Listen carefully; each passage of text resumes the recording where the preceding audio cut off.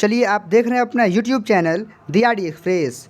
देखिए, इस वीडियो में हम लोग BSF ट्रेड्समैन का जो 28 अगस्त अर्थात आज ही के दिन जो एग्ज़ाम हुआ है, उसके फर्स्ट शिफ्ट के सभी प्रश्नों का बिल्कुल आसान तरीके से हम लोग सटीक विश्लेषण देखने वाले हैं। देखिए, अगर आपका एग्ज़ाम इस दिन हुआ है, आज हुआ है, तो आप क्या आंसर करके आए हैं वो आप यहाँ से चेक कर सकते हैं। और साथ ही साथ अगर आने वाले समय में आपका एग्ज़ाम है तो ये प्रश्न आपको काफ़ी सहायता प्रदान करेंगे। तो बस ऐसे ही प्रश्नों को करने के लिए आप चैनल से जुड़ जाइए और चलिए आज के अपने क्लास को शुरू करते हैं।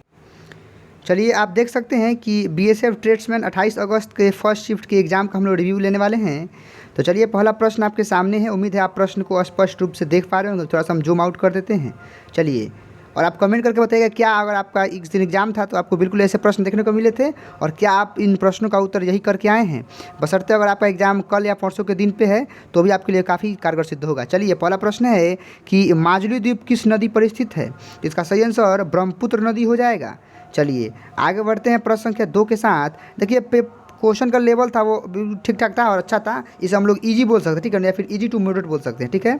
चलिए, पंचतंत्र के लेखक कौन है जी। तो विष्णु शर्मा सही आंसर इसका हो जाएगा। आगे देख लीजिए, अनुच्छेद 60 का संबंध किससे है। तो जो संविधान का अनुच्छेद 60 है उसका संबंध अपने राष्ट्रपति के शपथ ग्रहण से है। सही आंसर हम ऑप्शन बोल रहे हैं बट सही आंसर यही होगा। चलिए आगे देखिए, सूरज कुंड मेला किस जिले में लगता है। तो देखिए, इसका सही उत्तर हो जाएगा फरीदाबाद, हरियाणा जिला। फरीदाबाद जिला है और हरियाणा क्या है, उसका स्टेट है। चलिए आगे देख लीजिए, सती प्रथा का अंत कब हुआ था। तो देखिए, आपको पता होना चाहिए कि जो राजा राम मोहन राय थे वो लॉर्ड विलियम बेंटिंक के सहयोग से 1829 में सती प्रथा को समाप्त करने में बहुत सहायता किए थे। तो इसका सही आंसर 1829 हो जाएगा। चलिए आगे है कि गोवा की आधिकारिक भाषा क्या है जी। तो इसका सही उत्तर हो जाएगा कोंकणी भाषा। चलिए, आगे प्रश्न आया था कि थियोसॉफिकल सोसाइटी की स्थापना किसने की थी। तो इसका उत्तर आपके सामने है, मैडम HP ब्लॉस्ट की। सही आंसर देख लीजिए। चलिए, अनुच्छेद 148 का संबंध किससे है। तो भी आसानी है, भारत के महालेख परीक्षक या फिर CAG जिसको बोलते हैं हम लोग। चलिए, कह रहा कि 1881 में जो भारत में जनगणना हुई थी उसमें किस राज्य को शामिल नहीं किया गया था। ये प्रश्न आपसे पूछा गया था। तो इसका सही उत्तर हो जाएगा असम। जो असम राज्य था 1881 की जनगणना में इसको शामिल नहीं किया गया था, ठीक है। चलिए आगे देख लीजिए, 2022 है। चलिए, अगला प्रश्न है 10 नंबर, 2022 में कितने लोगों को अर्जुन पुरस्कार दिया गया है। तो सही आंसर हो जाएगा 25 लोगों को, ठीक है। आपको पता है कि अर्जुन पुरस्कार खेल के क्षेत्र में दिया जाता है। आगे है कि विश्व का सबसे बड़ा स्तूप कौन सा है। तो इसका उत्तर हो जाएगा केसरिया स्तूप। वैसे ये संविधान के भाग 3 का संबंध किससे है। तो मैं आपको बता दूं कि संविधान के जो भाग 30 है उसका संबंध मौलिक अधिकार से है, ठीक है।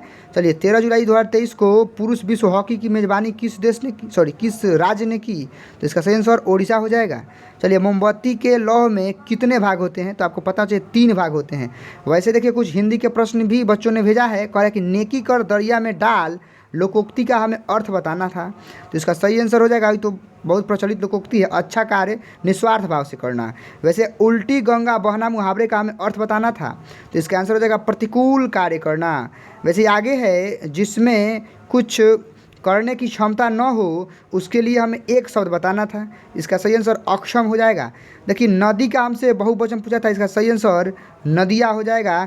वैसे ही एक और प्रश्न मिला है, इसको भी देख लीजिए। कह रहा कि पत्थर का हमें पर्यायवाची शब्द बताना था। तो आप ऑप्शन देख सकते थे।